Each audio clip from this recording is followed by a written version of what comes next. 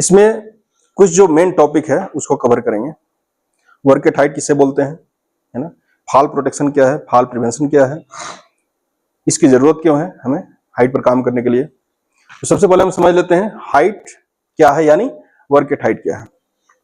Height का काम जो है एक हाई रिस्क एक्टिविटी में कंसीडर किया गया है और इस तरह के काम के लिए जो एक्सपर्ट हैं बंदे वही अलाउ किया जाना चाहिए साइट पर काम के लिए, है कि नहीं।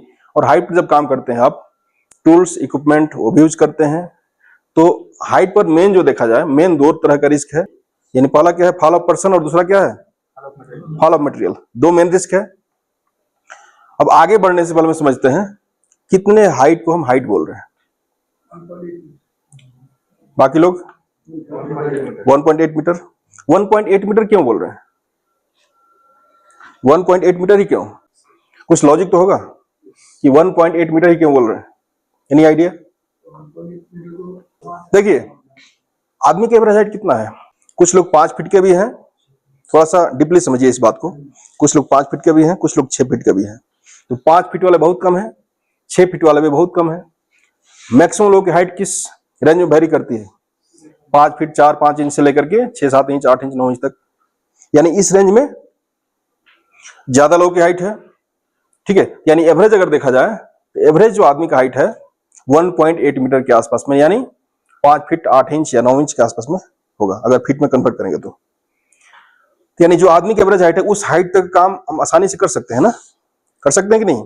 हम काम के लेवल की बात करें, काम का लेवल अगर 1.8 मीटर है यानी इस काम को इजिली किया जा सकता है, कहां से, ग्राउंड लेवल से। लेकिन अगर उससे ज्यादा होगा तो क्या करना पड़ेगा, हमें एडिशनल अरेंजमेंट चाहिए। तो जहां पर हम एडिशनल रिक्वायरमेंट की बात करेंगे वो काम किस में आएगा, हाइट में आएगा। तो आप सीधा हिसाब रखिए, जमीनी स्तर से 1.8 मीटर ऊपर या 1.8 मीटर नीचे, दोनों किस में आएगा, हाइट वर्क में आएगा। इसको क्या बोलेंगे, हाइट का काम बोलेंगे। अब आते हैं जब हाइट पर काम कर रहे हैं तो हमें प्रिवेंशन और प्रोटेक्शन दोनों चाहिए, चाहिए कि नहीं। हम समझते हैं फॉल प्रिवेंशन किसे बोलते हैं और फॉल प्रोटेक्शन किसे बोलते हैं। ठीक है, फॉल प्रिवेंशन मतलब रोकथाम, प्रिवेंशन मतलब क्या होता है, रोकथाम, प्रोटेक्शन मतलब बचाव। दोनों में थोड़ा सा डिफरेंस है, समझ लेते हैं। जो आपको गिरने से, ऐसा इक्विपमेंट या एनवायरमेंट जो आपको गिरने से पहले ही रोक रहा है उसको भी आप क्या बोलते हैं, फॉल प्रिवेंशन। ठीक है, और ऐसा इक्विपमेंट जो आपको गिरने के बाद रोक रहा है, गिरने के बाद बचा रहा है, उसको बोलते हैं फॉल प्रोटेक्शन। ठीक है, फॉल प्रिवेंशन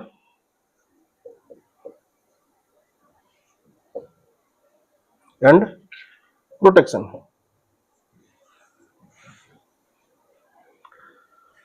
प्रिवेंशन जो आपको गिरने से पहले क्या कर रहा है, प्रिवेंट कर रहा है, रोक रहा है, और प्रोटेक्शन मतलब आपको गिरने के बाद बचा रहा है। एक एग्जांपल लेते हैं, आज आप बिल्डिंग बनाते हैं, घर बनाते हैं, ऊपर क्या लगाते हैं, boundary wall, parapet wall, railing.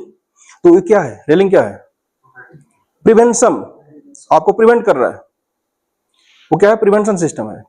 यानी गिरने से पहले आपको क्या कर रहा है, रोक रहा है। कहीं मान लीजिए ओपनिंग है, कटआउट है, बिल्डिंग बनाते हैं तो बहुत सारा ओपनिंग कटआउट रखा जाता है ना, वो भी अगर ओपन है वहां भी गिरने का चांस है कि नहीं। उसको आपने प्रॉपरली ढक दिया, कंप्लीटली एमएस प्लेट से या प्लांक से कवर कर दिया तो कोई गिरेगा, नहीं गिरेगा। It means that is fall prevention. Protection example के थ्रू समझते हैं, सेफ्टी हार्नेस क्या है, full body harness fall protection है। ऐसा नहीं कि आप गिरेंगे तो पहले ही रोकेगा, नहीं, आप गिर गए अब क्या करेगा, आपको अरेस्ट करेगा। ठीक है, यानी डायरेक्ट नीचे नहीं आने देगा। सेफ्टी नेट क्या है, फॉल प्रोटेक्शन। लाइफ लाइन क्या है, फॉल प्रोटेक्शन। फॉल अरेस्टर क्या है, फॉल प्रोटेक्शन। ये सब इक्विपमेंट क्या है, फॉल प्रोटेक्शन है। तो प्रिवेंशन और प्रोटेक्शन में अंतर समझ गए, कोई डाउट, आगे बढ़ा जाए। ठीक है, हमें ये सब व्यवस्था क्यों करना है, गिरने से बचाव का साधन यूज करना, प्रिवेंशन सिस्टम, प्रोटेक्शन सिस्टम, क्यों, अपने सुरक्षा के लिए। क्या नुकसान है, work at height is dangerous. Dangerous क्यों है कि गिरने के बाद आदमी की जान भी जा सकती है। आपका वेट कितना है, 60 केजी, 70 केजी, 75 केजी, यही होगा ना। तो इम्पैक्ट जो पड़ता है ना, कोई भी चीज, अगर कोई पत्थर भी आप उछालिए नीचे आते हैं तो उसका इम्पैक्ट फोर्स जो है ना बहुत ज्यादा होता है। आप जो सोच रहे हैं ये क्या है? एक ऑब्जेक्ट है, आप यहां से गिराइए 1 मीटर हाइट से, कुछ साउंड आया? आया कि नहीं आया? इसी को 2 मीटर हाइट से गिराइए, साउंड क्या हुआ? ज्यादा आया। जंप भी किया, जंप कर रहा है या साउंड ज्यादा हो रहा है, मतलब क्या है? इसके ऊपर इंपैक्ट ज्यादा आ रहा है। तो इंपैक्ट फोर्स जो होता है ना, mgh, जी का वैल्यू होता है 9.8 metre per second square. Acceleration due to gravity या ग्रेविटेशनल फोर्स बोल सकते हैं, यानी धरती जो है किसी भी चीज को अपनी तरफ जिस फोर्स से खींचती है उसको बोलते हैं एक्सीलरेशन ड्यू टू ग्रेविटी। इसका वैल्यू होता है, ये कांस्टेंट है, 9.8 metre per second square. M क्या है? जो गिर रहा है उसका वेट, मास, है ना। मान लीजिए कोई आदमी जो है 75 केजी का, 70 केजी ले लेते हैं, 70 केजी वेट है ना। जी का वैल्यू 9.8 है, हम सीधा हिसाब के लिए क्या लेते हैं? 10 ले लेते हैं। और कितने हाइट से गिर रहा है वो डिफाइन करेगा। ऐसे ही 10 गुना हो गया। अब डिफाइन करेगा क्या? हाइट।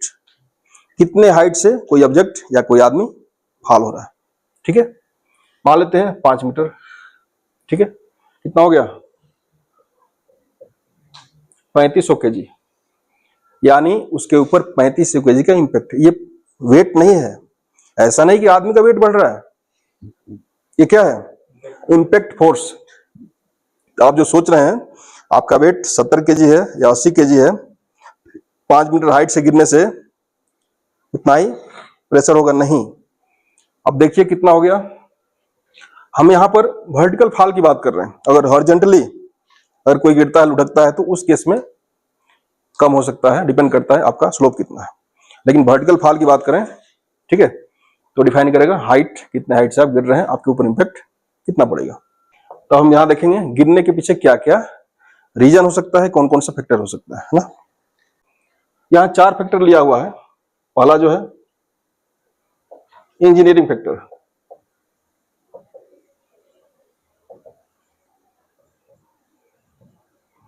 इंजीनियरिंग फैक्टर, देखिए हर चीज का डिजाइन होता है कि नहीं। हम घर बना रहे हैं, बिल्डिंग बना रहे हैं, है ना, इसका फोल्डिंग खड़ा कर रहे हैं, या कोई भी स्ट्रक्चर बना रहे हैं, उसका भी अपना डिजाइन होता है। सेफ्टी आप लोग समझ रहे हैं ना कि सेफ्टी, हम हेलमेट पहन लिए, जूता पहन लिए, सेफ्टी शू पहन लिए, है ना, चश्मा, हैंड ग्लव्स वगैरह जो भी पीपी है पहन लिए, सेफ्टी हो गया, ऐसा नहीं है। इसकी बारी सबसे लास्ट में आती है। पर्सनल प्रोटेक्टिव इक्विपमेंट की बारी सबसे लास्ट में आती है। मेन जो सेफ्टी है, engineering control, quality management. Safety start from engineering control, safety start from quality management. आप एक एग्जांपल ले लेते हैं। अगर आपका अपना घर है ना, या आप देखे होंगे भूकंप आता है ना, अर्थक्वेक, उस केस में कुछ बिल्डिंगें गिर जाती है और कुछ ऐसे ही एज इट इज खड़ी है। ऐसा क्यों होता है? मटेरियल, वहां पर आता है आपका इंजीनियरिंग फैक्टर और क्वालिटी फैक्टर, क्वालिटी मैनेजमेंट। तो इसमें जो है डिजाइन अगर हम फॉलो नहीं करते हैं, है ना, 12 का सरिया कॉलम बी में लगाइए और 4 तल्ला बिल्डिंग बना लीजिए, वो भूकंप आएगा तो गिरेगा नहीं तो क्या होगा? गिरेगा कि नहीं? तो क्वालिटी अगर मेंटेन नहीं करते हैं तो अभी हो सकता है कि 1 साल के 2 साल के कोई इंपैक्ट ना पड़े, लेकिन फ्यूचर में क्या होगा? उसका इंपैक्ट पड़ेगा ही। घर के अंदर 10 लोग हैं, रात में भूकंप आया, सारे लोग दब गए उसमें। ये स्थिति न आए इसलिए हमें पहले ही सोचना है कि हमारा इंजीनियरिंग फैक्टर में कोई वायलेशन नहीं करना है, क्वालिटी मैनेजमेंट में कोई वायलेशन नहीं करना है। जो प्रोसीजर है, जो गाइडलाइंस है, उसको ब्रीच नहीं होना चाहिए। अगर ऐसा करते हैं तो ये भी एक रीजन है हाइट से एक्सीडेंट होने के पीछे। नेक्स्ट क्या है? Process factor. प्रोसेस मतलब काम का तरीका, काम का प्रोसीजर। आपको बहुत सारा गाइडलाइंस है। जब रोड पर बाइक चलाते हैं, वो भी एक प्रोसीजर है, कैसे चलाना है, लेफ्ट में चलना है कि राइट में चलना है, किस रोड में कितना स्पीड होना चाहिए, रोड का भी डिजाइन है। उसके हिसाब से गवर्नमेंट जो साइनेज लगाती है ना, 40 का स्पीड है, 30 का स्पीड है, जहां बस्ती और गांव वगैरह है वहां पर स्पीड और कम होता है, 30-25, है ना। तो डिपेंड करता है कितना घना आबादी है। आगे स्कूल है, उसका साइनेज मिल जाता है आपको। आगे हॉस्पिटल है कि नहीं, 100 मीटर पहले साइनेज मिल जाएगा। पेट्रोल पंप का साइनेज, ये सब गाइडलाइंस आपको रोड पर मिलता है ना। तो उसके हिसाब से क्या करते हैं हम। आगे जो है जेब्रा क्रॉसिंग है, मान लीजिए जेब्रा क्रॉसिंग होता है, तो आप पहले ही क्या होते हैं अवेयर हो जाते हैं कि आगे क्या है, जेब्रा क्रॉसिंग है, बंदे क्रॉस कर रहे होंगे, हमें क्या करना है, स्पीड कम कर लेना चाहिए। अगर इस तरह का गाइडलाइंस हम फॉलो नहीं करते हैं, जो प्रोसीजर है, जो गाइडलाइंस है, जो प्रोसेस है, अगर हम उसको बाईपास कर रहे हैं या अपने तरीके से चल रहे हैं, ये सब भी रीजन है एक्सीडेंट होने के पीछे। तो हाइट में भी ऐसा ही होता है, जो आपको गाइडलाइंस प्रोसीजर बताया जा रहा है, अगर आप उसको बाईपास कर रहे हैं, रूल को ब्रेक कर रहे हैं, ब्रीच कर रहे हैं, ये सब भी एक फैक्टर है एक्सीडेंट होने के पीछे। ठीक है, यानी परमिट जेएसए फॉलो नहीं कर रहे हैं तो ये भी एक फैक्टर है। ठीक है, आगे आते हैं साइकोलॉजिकल। थर्ड क्या है, साइकोलॉजिकल। सेकंड क्या था, प्रोसेस फैक्टर। तीसरा जो है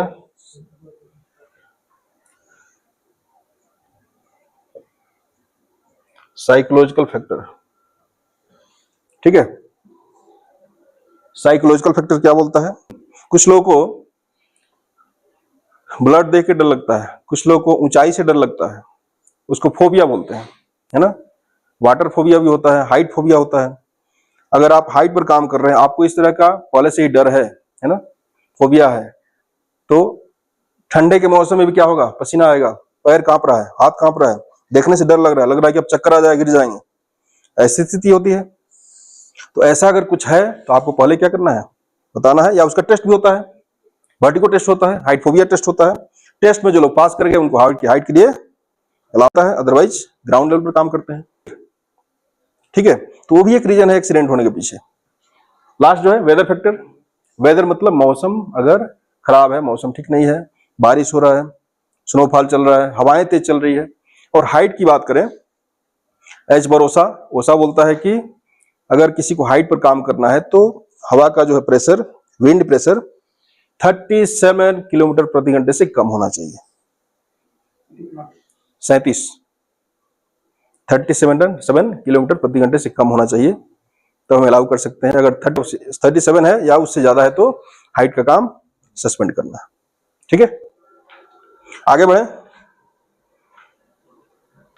अभी हम देखते हैं लेडर। लेडर जो है आप देखे होंगे, लेडर पर कभी कभी होता है, घर पर भी लेडर है ना, प्लांट पे भी यूज करते हैं। लेडर पर चढ़ते या उतरते समय लगता है कि कभी कभी सीढ़ी को लेकर पीछे गिर जाएंगे, ऐसा होता है। और कभी कभी होता है कि झुक के चढ़ना पड़ता है। अब कैसे हम आइडेंटिफाई करेंगे कि सीढ़ी का एंगल सेफ है कि नहीं है, ऐसा क्यों होता है? या तो सीढ़ी ज्यादा खड़ा है तब लगता है कि पीछे गिर जाएंगे, ज्यादा स्लोप है तब भी चढ़ने उतरने में दिक्कत होता है। हम कैसे इसको मेंटेन करें, कैसे जानेंगे कि सीढ़ी का एंगल सेफ है या हमारे लिए अनसेफ है?